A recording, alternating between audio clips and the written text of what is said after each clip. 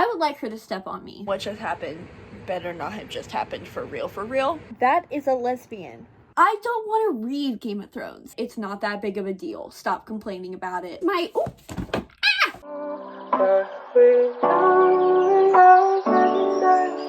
Hello you guys, welcome back to my channel. My name is Heather and today I will be reading the starter pack for adult fantasy. So I have no idea what I'm going to title this video. Hopefully it doesn't end up being something too condescending or offensive, but if it is, how else do you expect me to get views? But bottom line, in this vlog, I will be reading the current reigning champions of adult fantasy. One of my goals for 2020 was to read more adult fantasy because every time I read it, I really end up loving it because one of my absolute favorite things about fantasy is world building, lore, mythos, basically anything that would end up in a fantastical lecture. That's what I love. I can't say that I have totally failed that goal in mind, but I definitely haven't done as well as I want to. This year I have read The Name of the Wind by Patrick Rothfuss, so that one is not included in this vlog. If I didn't read it, it definitely would have been included in here.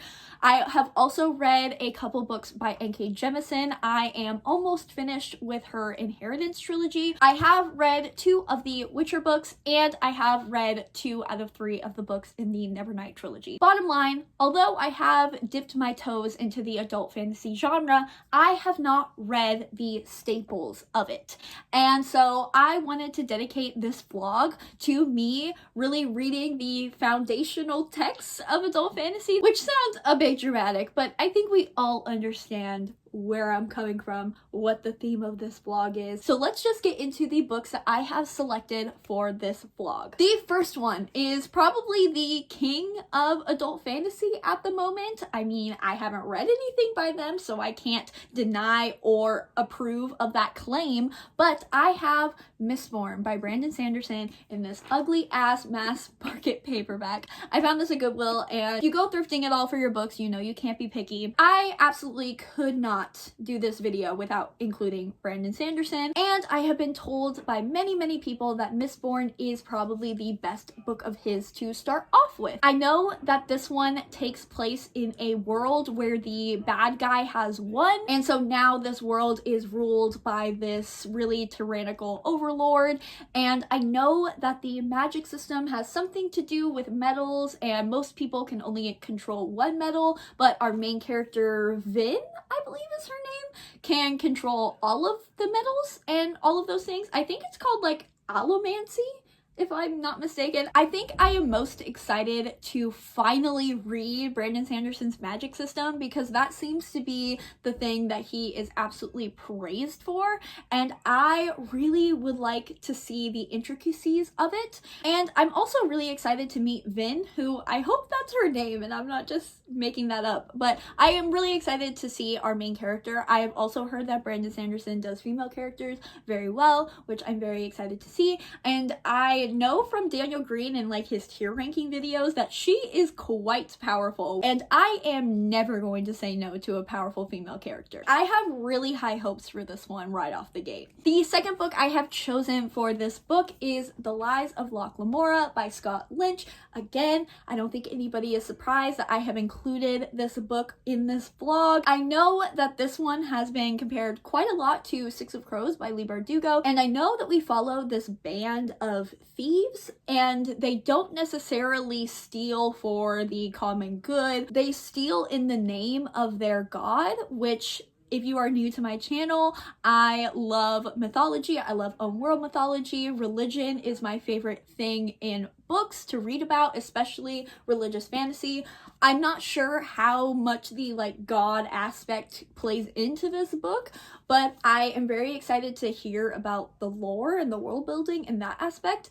And I also know that this is quite a self-contained fantasy. It takes place in this one city, and I believe it's Venetian inspired, which is another thing that I am really excited to get into because Italian settings, brilliance. And finally, I have heard that the friendship dynamics in here are really fantastic, so this one is another one that I think I'm really going to love. You're gonna hear me say I'm very excited a lot in this video, so Just be forewarned. Now, the next book I am going to be reading is The Blade Itself by Joe Abercrombie. This is the epitome of grimdark fantasy. If you don't know what that means, I mean, I don't entirely know what that means either. I just know that the center of it is like following morally gray, borderline, evil main characters. I know that this trilogy is very character driven, which I am not necessarily a plot-driven or character-driven reader. It really just depends on the book, but everybody says that the character work in this is absolutely phenomenal, so I'm hoping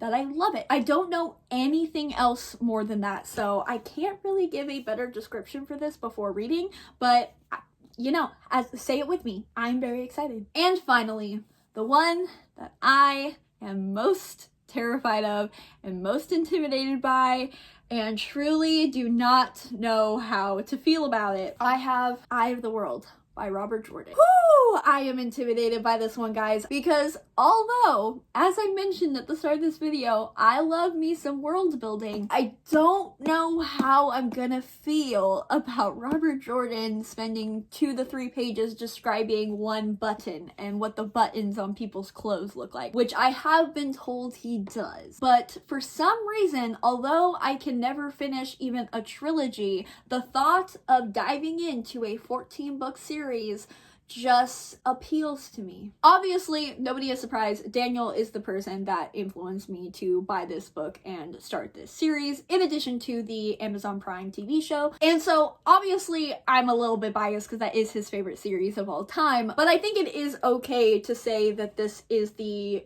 #1 reigning champ of adult fantasy as of now. So, obviously, I could not do this video without reading a Wheel of Time book. I believe that this follows a world where the magic system is gendered and women are extremely powerful in this world, and the men can have magic, but I think they're more unstable with it, and I think they're more susceptible to destroying themselves and destroying others.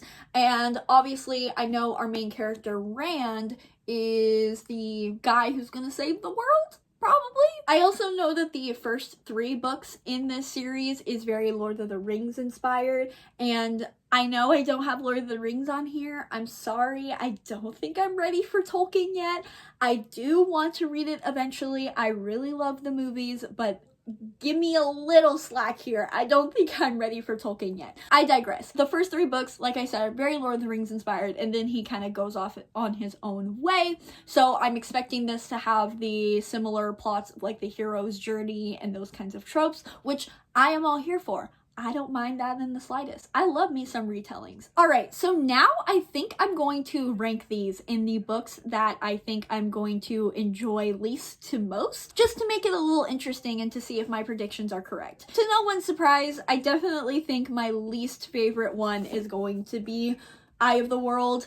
I mean, it's the first book in a 14-book series. Obviously, Robert Jordan had a lot to say, so I am going to be missing a lot of the story overall just reading this first book. So that, paired with the probably difficult writing style, I definitely think that this one is probably going to be on the bottom of the list. The next one I have is The Blade Itself by Joe Abercrombie. This one I don't necessarily have any trepidations against, but I am a little scared that I'll get bored because of how character driven it is. And I know I said that I'm not a character versus plot reader, but if I don't end up liking the characters and there's not really a strong plot there, then that shows a lot of recipes for me not enjoying it. Next, I have Mistborn by Brandon Sanderson. I really do think I'm going to enjoy this, and I haven't really heard negative things about this, but for reasons of the next book, I think I am going to enjoy this one second.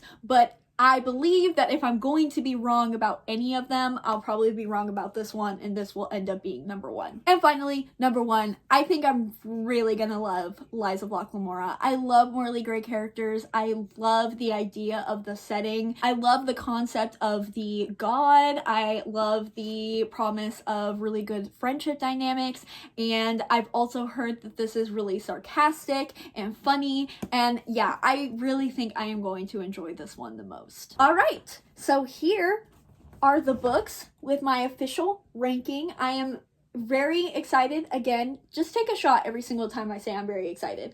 I am thrilled to jump into all of these, see what I think. I want to know what the girlies have been praising about with this beautiful genre, and I need to just get my hold on this genre. So what better way than to read the staples that everybody recommends? Okay, so I am about 200 pages into Eye of the World. I am on chapter 15 and I have a bit of thoughts so far. First thing, I love the way that women are written in here so far. I just love how they are very snarky. I kind of like the social dynamics of the women not necessarily being outside of like the traditional gender roles that we know throughout history. Like they still are the ones who cook, and there's still a couple mentions of them not necessarily needing to be wives, but there was a comment from another villager about a female character, I don't remember who it was, about how they needed to get married and they needed a husband.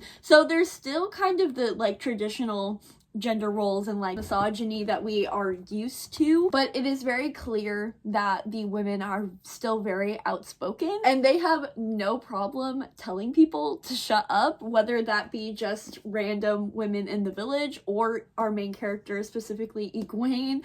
She has told Rand and Matt and all of them basically to shut up and just rolled her eyes at the entire existence of men, and I can relate. So I really do love that. I also was not expecting to see the sentence Rand let out a breath he didn't know he was holding when going into an adult epic fantasy.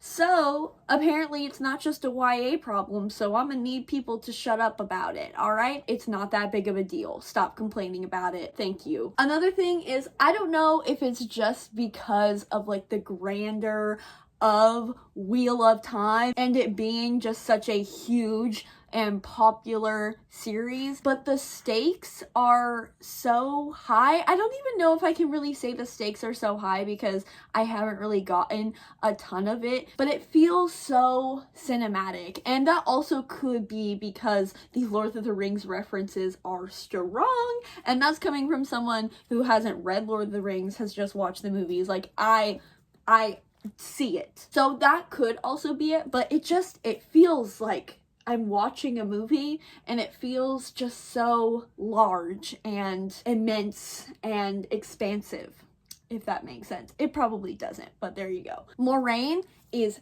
absolutely probably gonna be my favorite character, and I'm sure that's not an unpopular opinion. We haven't really gotten a ton of her power-wise or personality-wise, but she just has an aura about her, and I trust her with my life. So when she told Rand that before the Dark One got him, she would destroy him herself,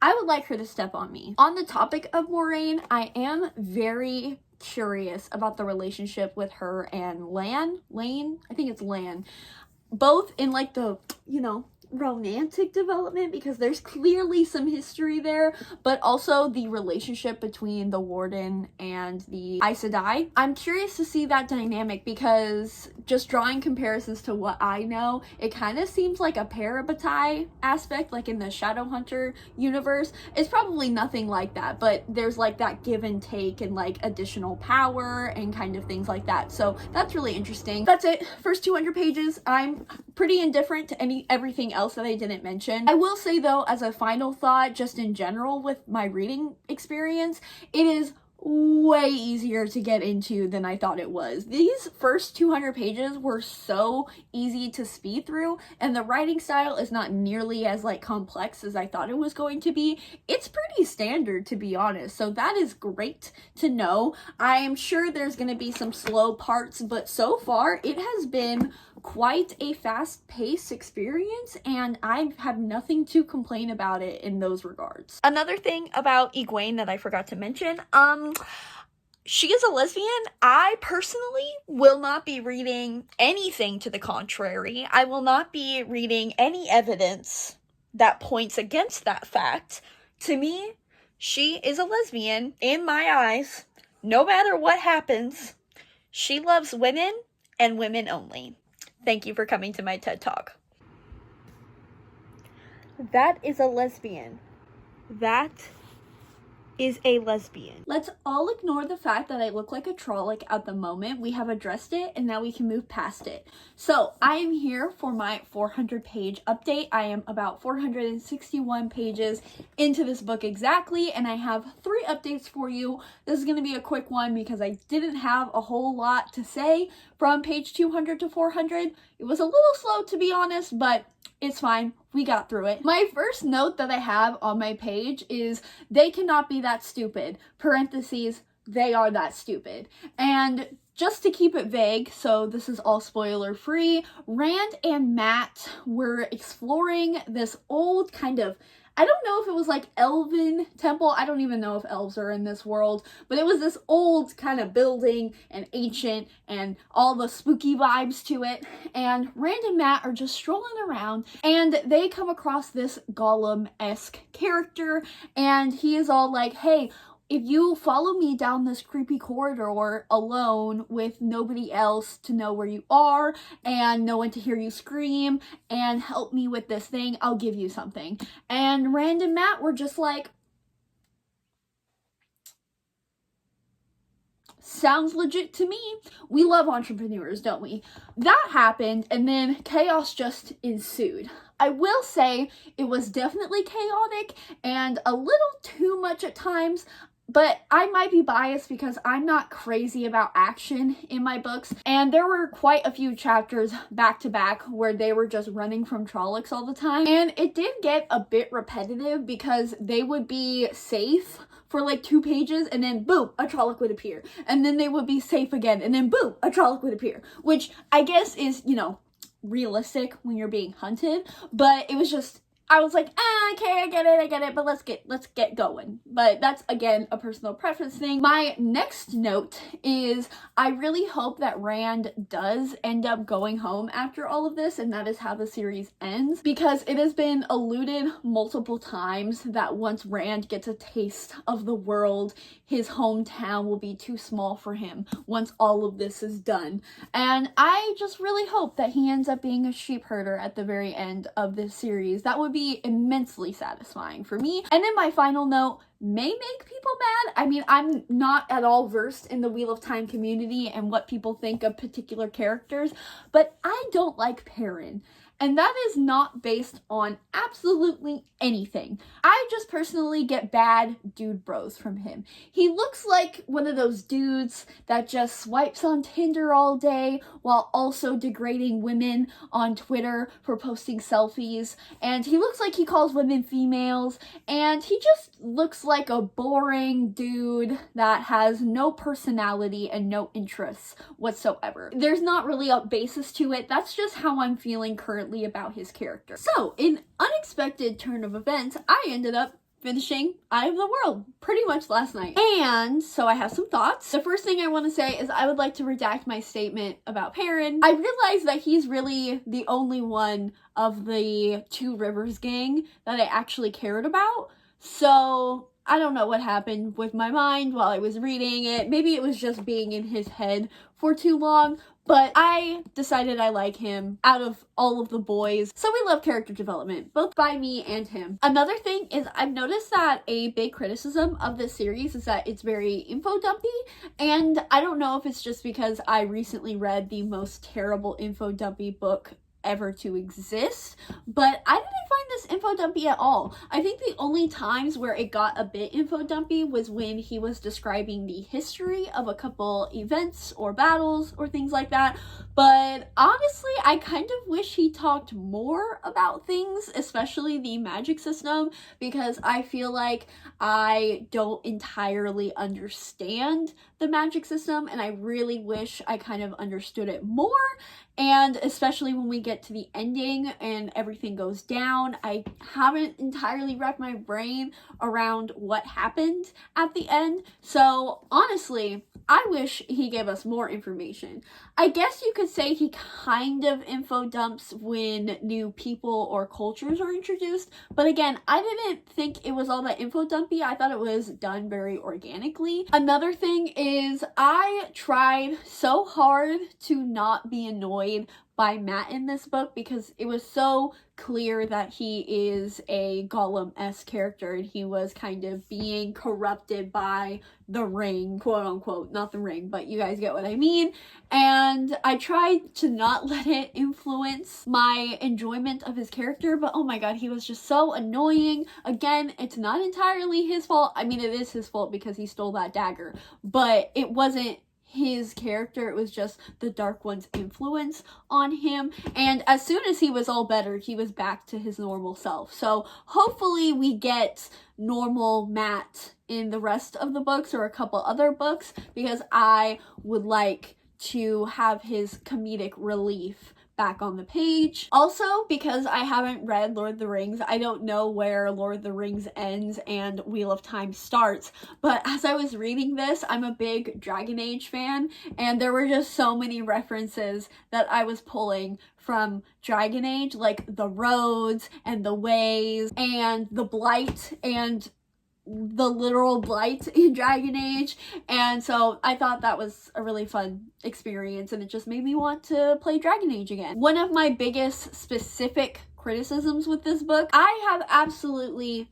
no idea where that romance happened at the end, and it's really sad because the quote that he said to her was beautiful and was so sad and heartbreaking, but I feel like I couldn't enjoy it to its full capacity because I did not pick up on the building or chemistry of their relationship at all. In fact, I thought there was going to be a romance between two different people, so that really caught me off guard, and I had to like reread it a couple times because I was like, wait, what's happening right now? Where did this come from? That was a little weird. Lowlie, probably not how you say it, but he is the best. He is the Ogier character, which is basically like a giant, and he is such a Ravenclaw, and he's so soft, and I loved him. I'm so happy that he is in this band. Overall, this was a very surprising read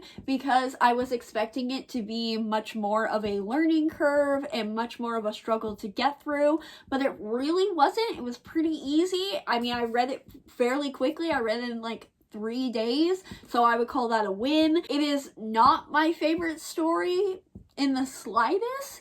I am still interested to read on. I will definitely be reading on at least to book 4. I don't know how I'm going to rate this. I'm thinking either a 3 or 3.5. There were definitely points in the book where I was willing to give it a 4-star. I just don't know if I can give it a full 4 stars. It'll probably be a 3.5, I think. I am surprised at how much I did enjoy this and how easy it was to read. Now, it is only fitting that after I read Robert Jordan, I move on to Brandon Sanderson. That, and I have the audiobook, and there's only 10 days left of the audiobook, so I gotta get on to this. It's Mistborn time. So, I just finished part 2 of Mistborn / The Final Empire. I don't know why the title is Mistborn, even though this isn't the right title. Whatever. I absolutely loved the discussion about whether what they are doing in overthrowing the Empire and this overlord is good or bad. I thought that was so fun. I love discussions about morality, and I love what Vin brought to the table, and she was basically like, does it even matter what we're doing is good or bad? And that's essentially the anti-hero attitude that I love so much. Another thing is, I am a little confused about the magic system. Like, it is very thoroughly explained, which I do appreciate, but I am a little confused on where they're drawing the medals from.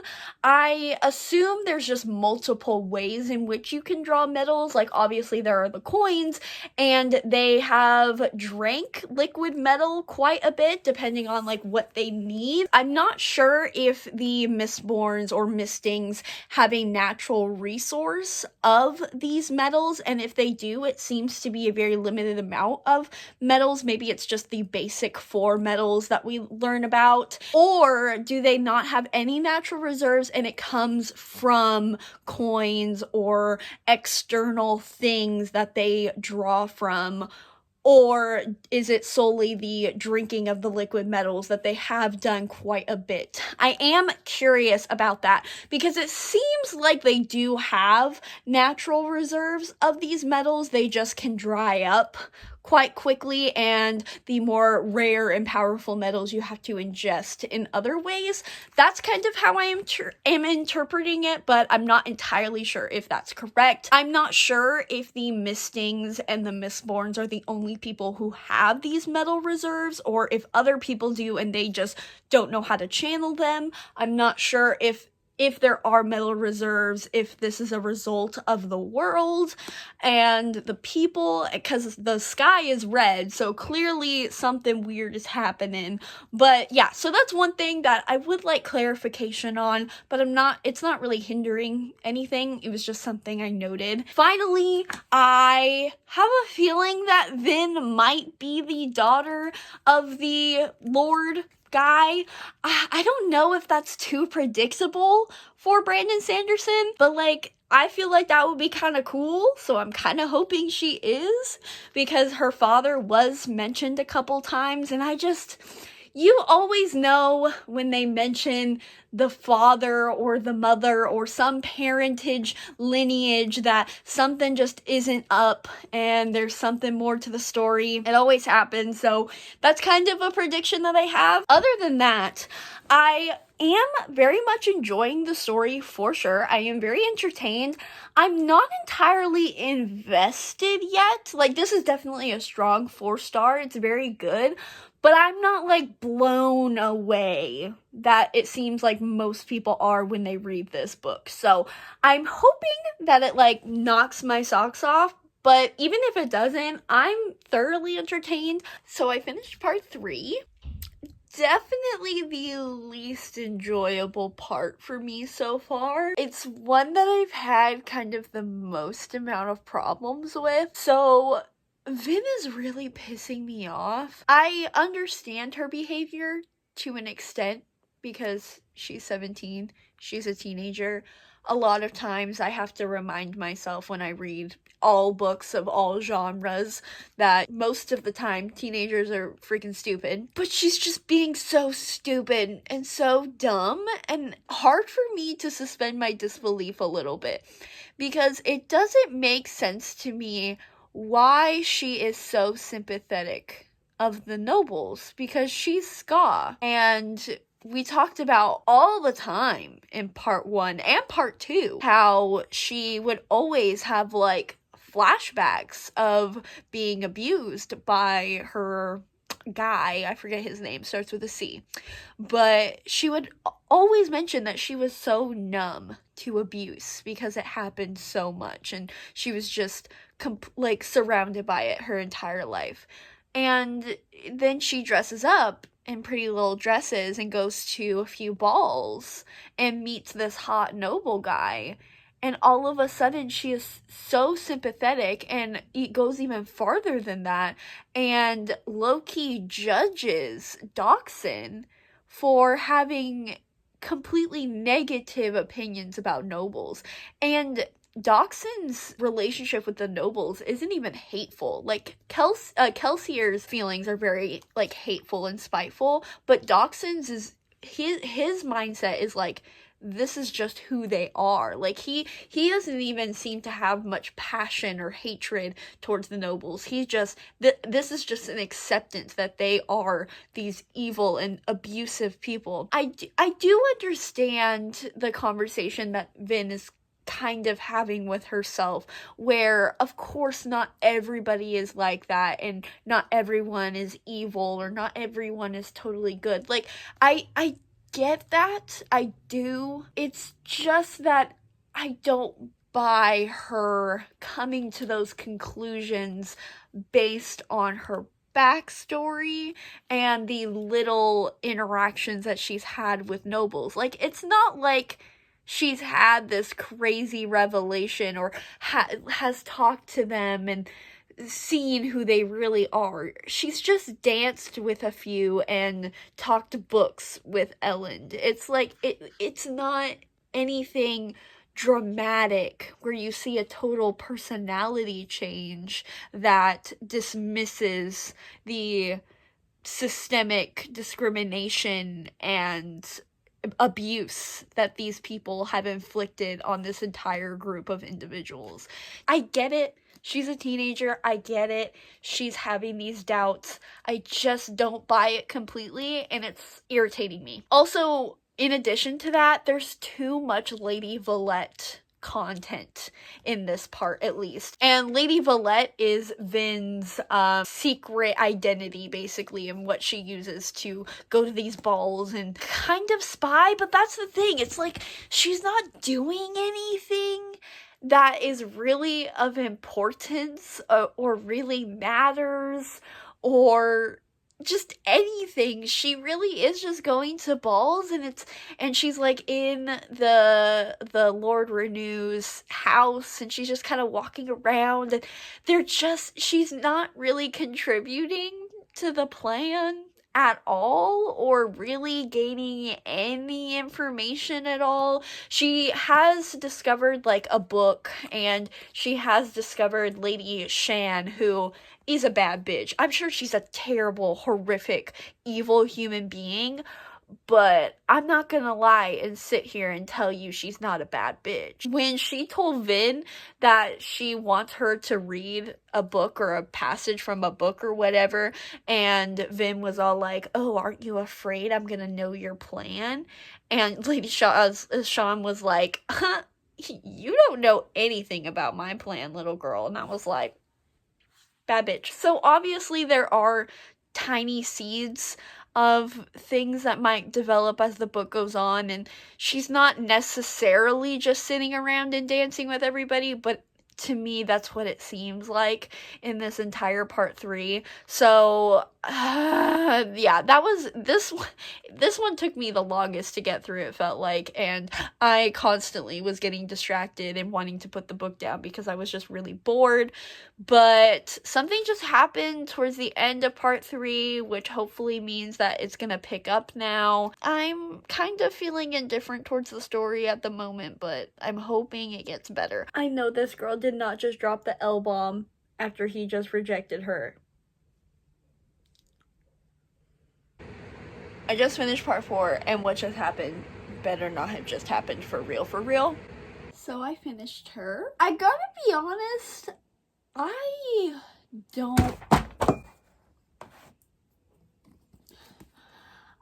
I'm not sure I know how to feel about this book. I really loved the ending, but personally, as a reader, a really good ending doesn't completely ignore the faults of the rest of the story. For me, this book just wasn't what I thought it was going to be necessarily. I was expecting more of a heist takeover of the empire. You get that. Like I said, the ending was really great. It's just so much of the build-up seemed a little pointless to me. There was just so much that didn't need to be there, in my opinion. It just seemed like a lot of meandering and not really getting to the point. I also am a little disappointed that we didn't get more of the characters that I really liked, because as I've established, I am quite annoyed by Vin as a character.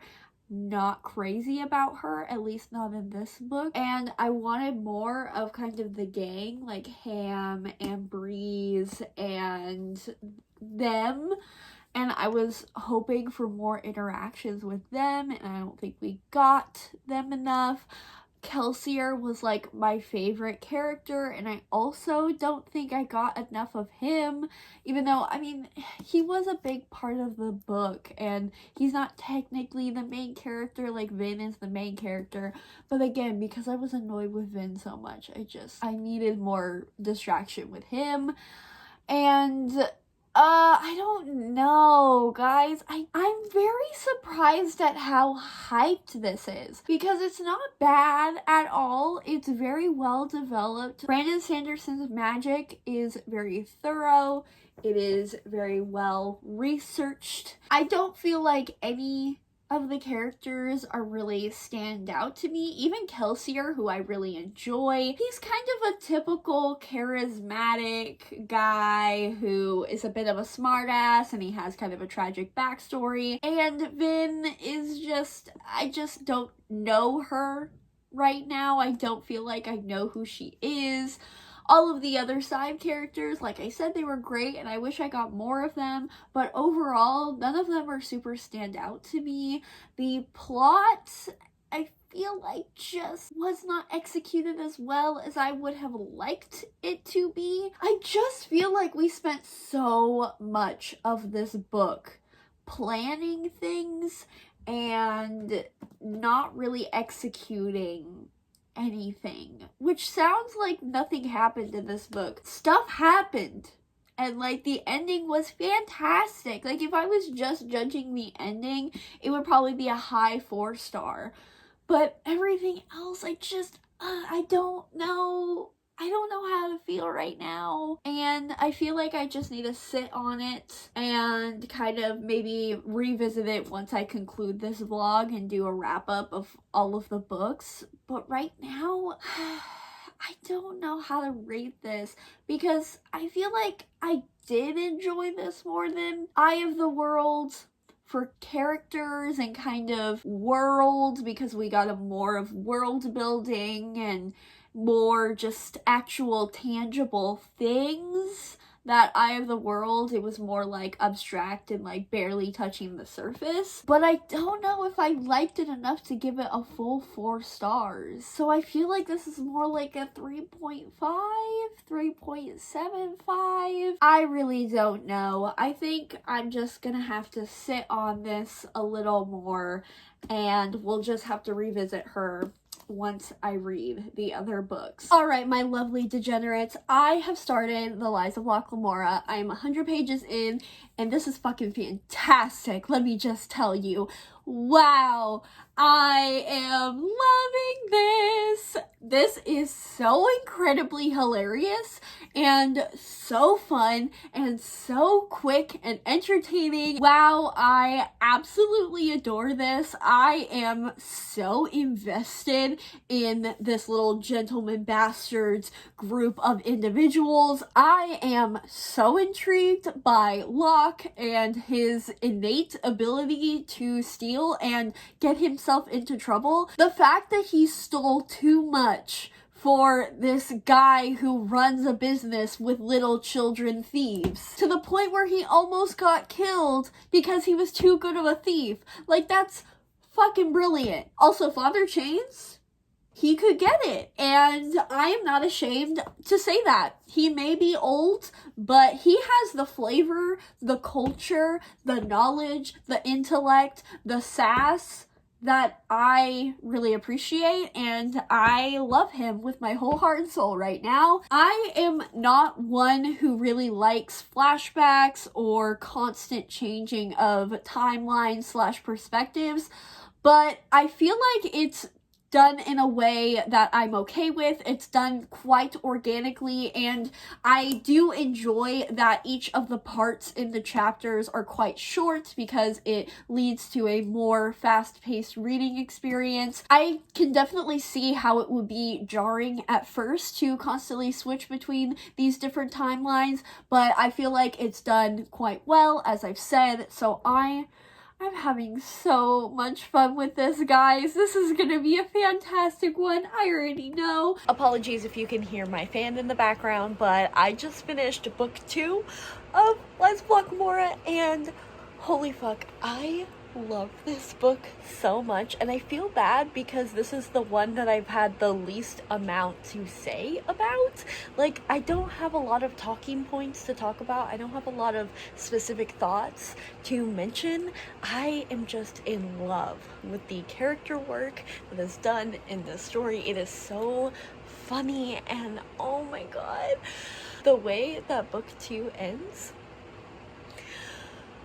with Locke and the flashback with him telling that bully that he can keep punching him and he can keep punching him and he'll be able to take it and he just has to wait until Jean gets back. And that correlating with his current predicament at the moment,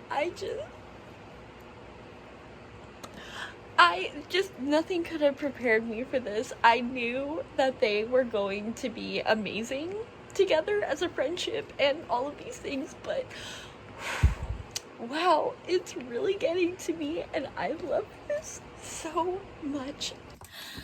I finished this. Oh my god.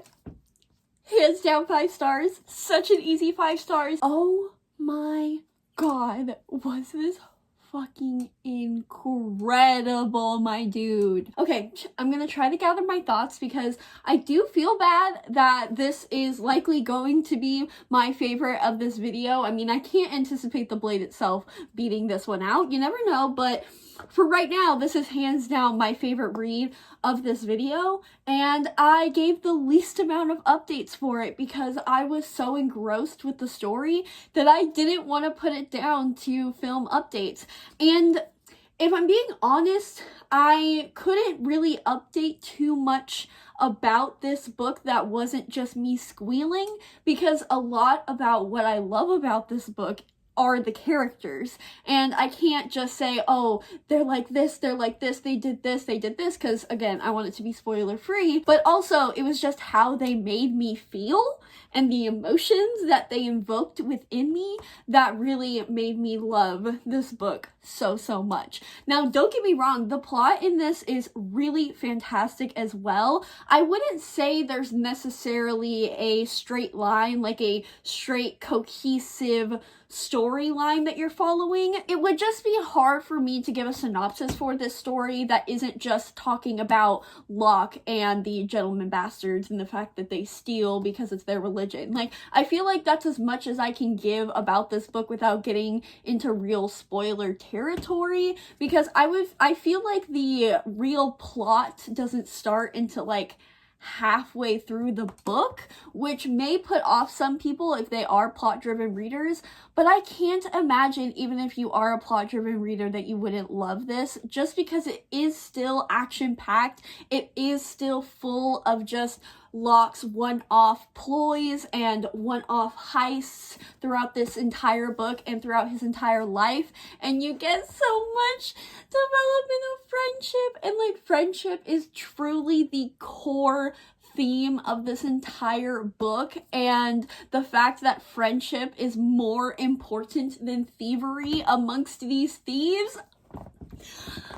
Oh my god, I'm so emotional. This book was just so fantastic. It was beautifully written. I feel like I've mentioned multiple times in this video that I'm not crazy about action scenes, but the action scenes in this were so good, and that is just not something that I usually feel. The humor was brilliantly done. The development of the characters and the friendships and the relationships, and I didn't even care about the backstories, which is another thing that I really don't care for. I actually liked the backstories even more than the present day timeline, and I loved the present day timeline. So I welcomed all of the backstories that we got, because oh my god, little 12-year-old Locke is such a little shit, and I loved him, and oh my god, Jean and Locke, I'm screaming. I love them so much. This book, oh my god. I feel so bad because I don't think I am giving coherent thoughts. No, I know I'm not giving coherent thoughts because I've just been screaming at the camera, but I loved this so much. Hopefully for my review, I can gather myself and give more thorough thoughts there, but for now, for this video, for this vlog, just know that this is incredible, and I highly, highly, highly recommend this. I don't like this. I'm about 100 pages into this, and yeah, not a fan of this. A couple things. One, I am just bored out of my mind because I knew this going in, that this was very character driven and all of that. I guess in this case I just need more because I am not hooked in the story right now, and I think it's because we keep switching between perspectives of the 3 or 4 main characters of this book so far, and not a single one of the perspectives are really doing anything at the moment. Granted, of course, it's only 100 pages, but it's hard, especially reading this after reading Lies of Locke Lamora, and Lies of Locke Lamora started from page 1, so having to get back into the groove of just reading a bunch of setup is difficult, for sure. I am okay with the characters. I'm not crazy about the writing style, specifically with Glocka's chapters, because he does a lot of inner monologue, and it's not that I don't enjoy the inner monologue. Like, he says a lot of funny lines, and it's very humorous to see what he's thinking, but I don't know if I like the way that Joe Abercrombie is showing his inner monologue. Like, I don't know if I like the way he's writing it. I feel like I would more appreciate it if his thoughts were told in the third person point of view rather than in italicized and him speaking in his mind while he's having a conversation with somebody.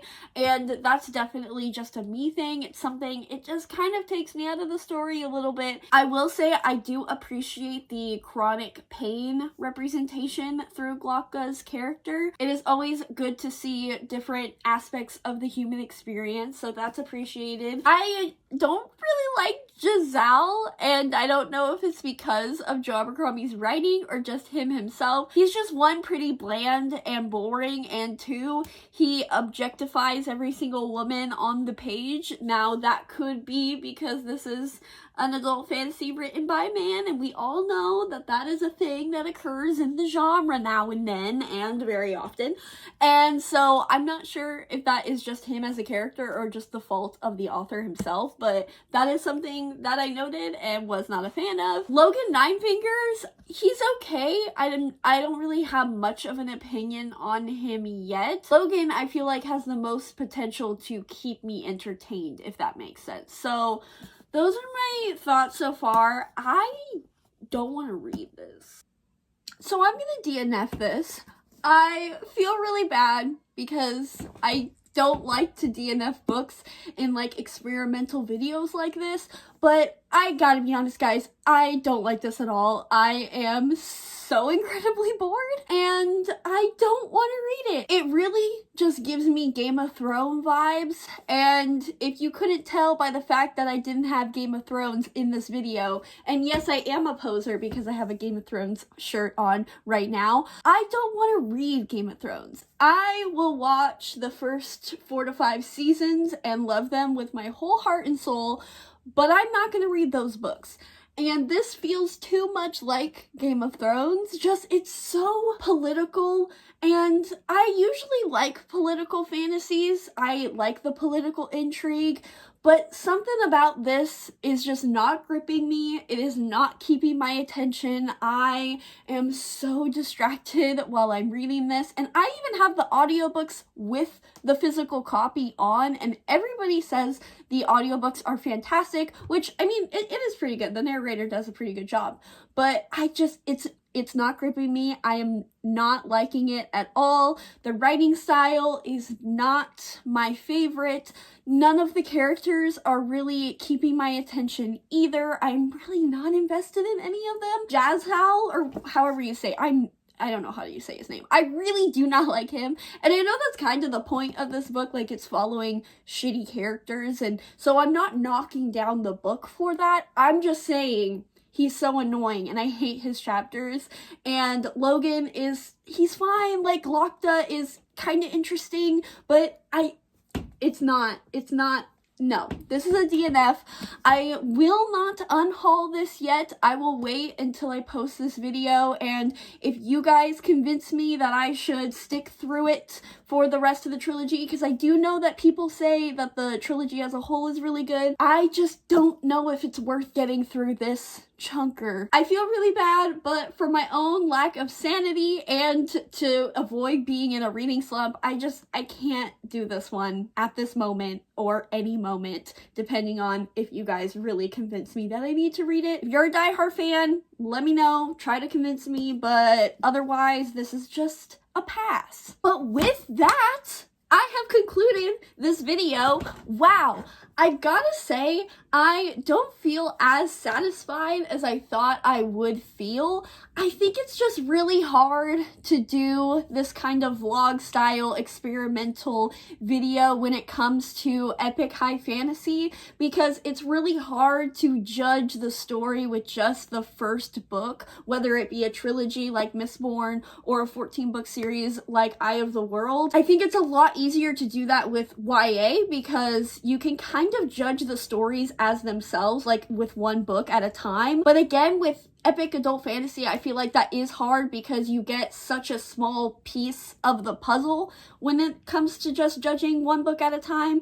Does that even make sense? I don't know. But I am proud of myself. I am happy that I read these staples of high fantasy. Overall, I kind of had lukewarm feelings about most of them, but I found a new favorite, which I am never going to be upset about this. This whole video was worth it because I read The Lies of Locke Lamora. This is obviously my favorite one of this video, and I need the rest of the books immediately. So, like, I don't know if you really enjoyed this video and you want to send me the sequel, my Amazon wishlist is down below for your viewing pleasure. Thank you in advance. But yeah, this was freaking fantastic. It was so fast-paced, so entertaining, so emotional. This one hit different, my dudes. I am actually having a hard time still determining which one of these I liked better. I think I'm gonna have to go with Mistborn just because it was definitely easier to get through. I did really like the ending. I am very excited to see where the rest of the trilogy goes. I appreciated Brandon Sanderson to no end, that he actually explained his magic system thoroughly, and I really appreciate that, because that's something you don't find in YA either. People just don't be explaining anything and keep their magic system as like a plot device or a secret, and I'm like, can you just tell me? I just want to know. I definitely had issues with it. I feel like I am going to give it a 3.5, and I'm going to stick with that. I think the hype just really influenced my enjoyment of this a little too much. I try not to let it affect me, but for this one, it was kind of impossible to escape it. I did talk to Catherine from Catherine Reads, who, if you are not subscribed to her, go do it. She's freaking fantastic. What an amazing creator. And she was telling me how, like, the rest of the trilogy gets a lot better, and I was kind of ranting to her about how much Vin annoyed me in this book, and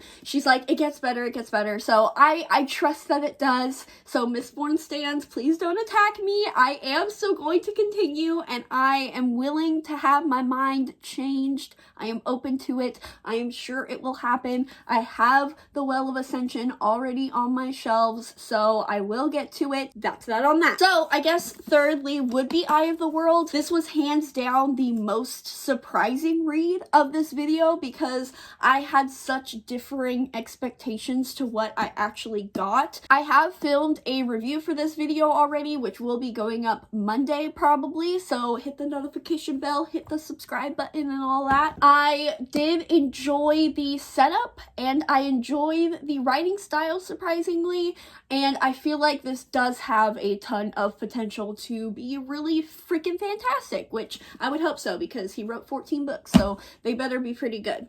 And obviously the last one that I enjoyed was the blade itself. I mean, I DNF'd this, so I couldn't even get through it, so this is obviously the lowest enjoyment of this entire video.